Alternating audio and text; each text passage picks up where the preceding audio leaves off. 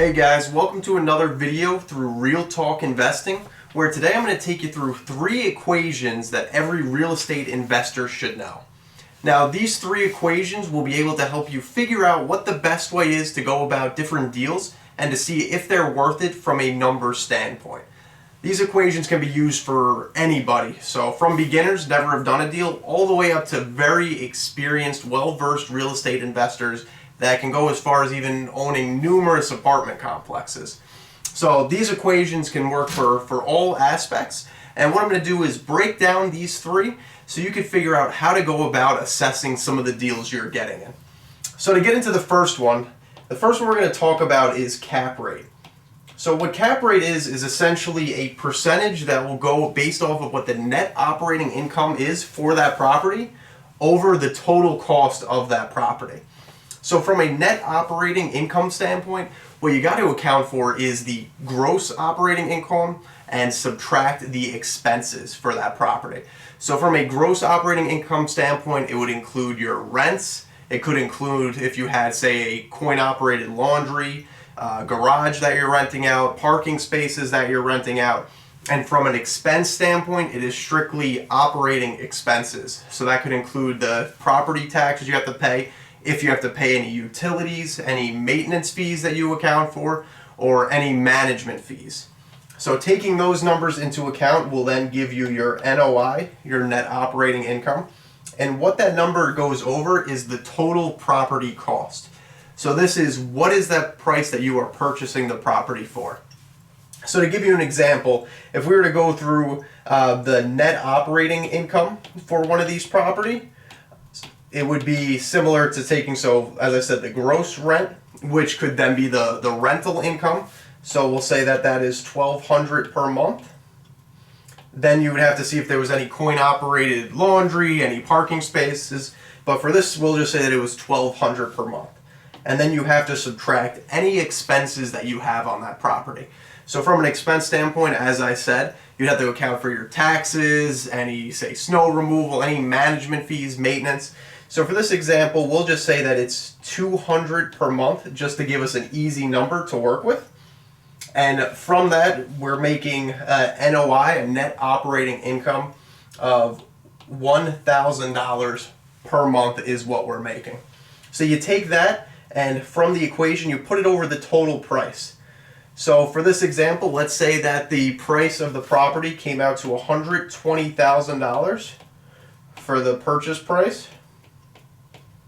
What you do is you put that number in the denominator, and on top of it, you put your net operating income, which you want to do across a year basis. So you would take your monthly income of $1,000, multiply that by 12, and you would get your $12,000 on top. And what you get from this equation is this equals a 10% cap rate. So this means that from a cap rate perspective, you're making that 10% based off of the operating income over the total purchase price. Now, what you generally see for a range of cap rate is between 8 to 12%, but this does vary based on the market you're in. So my best advice would be to run this equation on properties in your area that investors have already bought, or go to your local real estate meetup meetings and just ask that question to other investors, successful investors, and see what are those numbers they're looking for. Because you can see with some big apartment complexes, this number can be down by about 6%, but there's some lucrative deals out there where people are making 20%, even over that on the properties. So it does vary based on that market. So I would definitely say go out, talk to investors from your area, do these calculations yourself, and figure out what those numbers are. The second equation that I have for you is cash on cash. So the difference between this equation and the equation we just went through is this focuses strictly on the cash that you bring to the table, not the purchase price of the property. So in this equation, we have in the top cash flow, which is different from net operating income, and this is how much money is coming straight into you. So what this accounts for is that if you have a mortgage on the property, this equation accounts for the mortgage. So you'll see a lower number here as opposed to the last equation. It's strictly focused on your operating income. So things from a day-to-day operating standpoint. So for cash flow, just to give an example here, if we were to buy a $100,000 house and say put down 10%, so we're talking about $10,000 is what's being put down on the table. So that's the total cash that's invested into this property. So with the equation, as I said, cash flow over cash invested. So what we would do is in that bottom one, we're putting that $10,000. So we have 10K.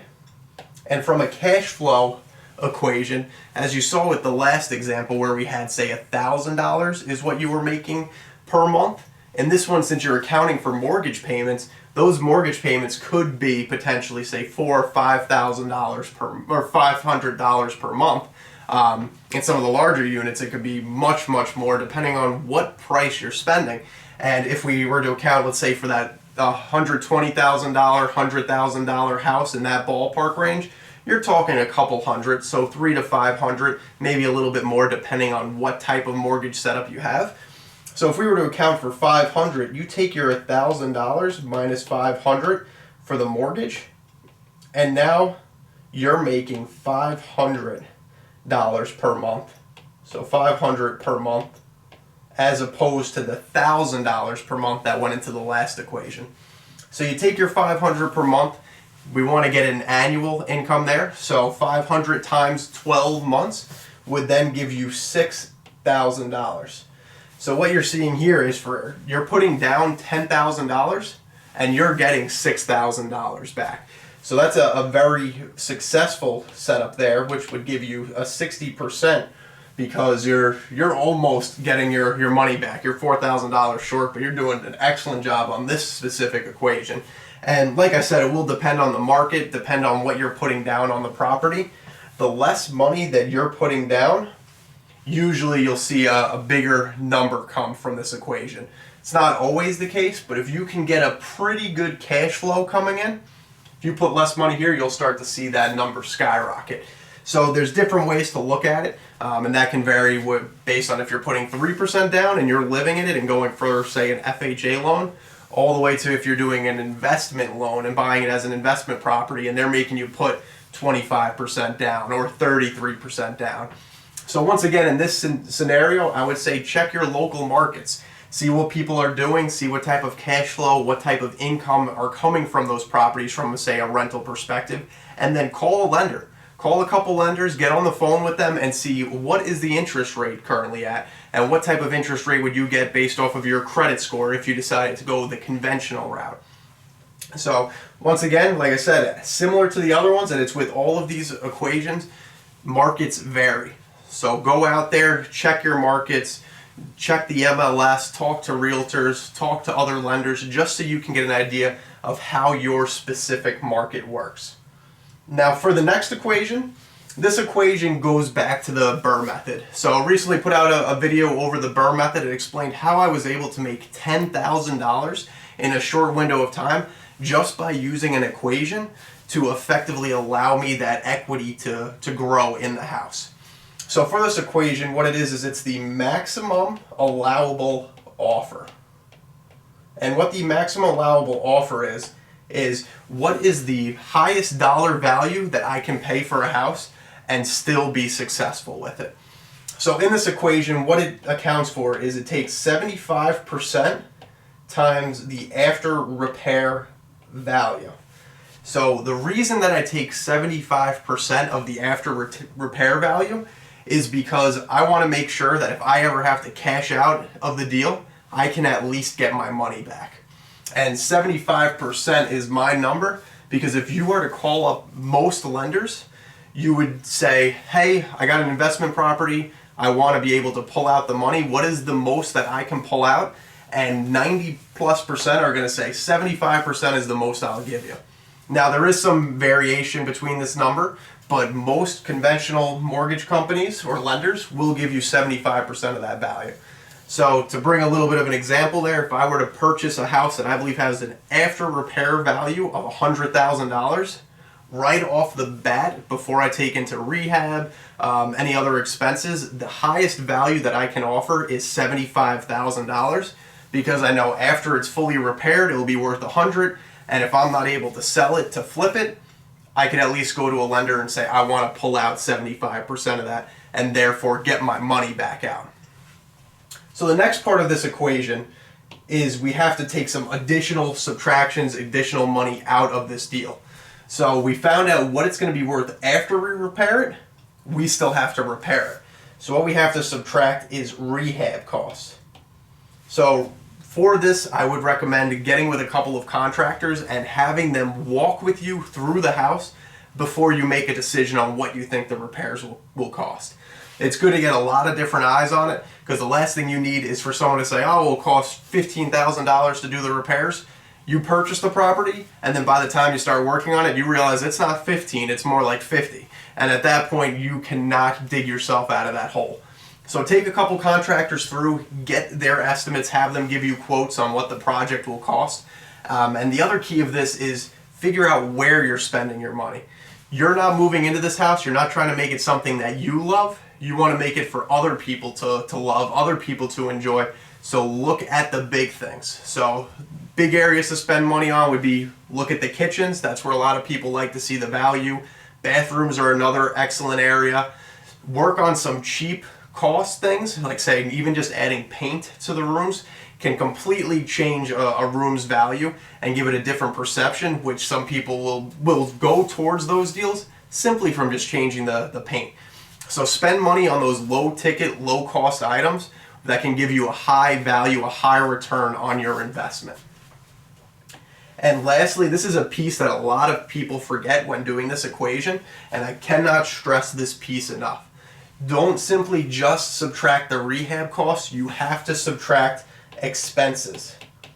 Now, what that means is, from an expenses standpoint, when you purchase a property, it's not as simple as just paying to get the property fixed up. You have to pay to hold the property. So this is also called holding costs, which then would include your taxes. So you're still paying taxes on the property. You have to pay for the utilities while you own the property. You have to pay for, say, any snow removal, any lawn services that have to be done, and you have to keep that property up to spec while you're there. So the thing you have to account for is find out what and at what speed do houses in your market sell if you're trying to flip it, so that way you know what cost to account for. So from the expense standpoint, if you're accounting for 6 months of expenses, you have to make sure that that is how long you'll have to hold the property for, because anything over those 6 months is now going to start to subtract from what your profit will be on this property.